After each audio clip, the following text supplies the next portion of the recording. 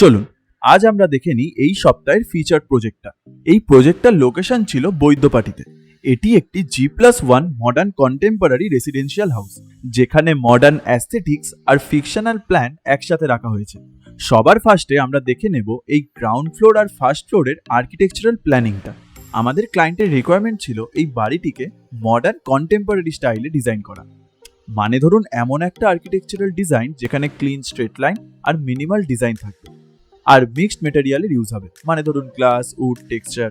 আর এই ধরনের ডিজাইনে উইন্ডোগুলো একটু লার্জ রাখা হয় আর কালারটা ন্যাচারাল রাখা হয়, যাতে এলিগেন্ট লুক আসে, যেটা আপনারা এই হাই কোয়ালিটি 3D ভিজুয়ালাইজেশনে খুব ভালোভাবেই দেখতে পাচ্ছেন।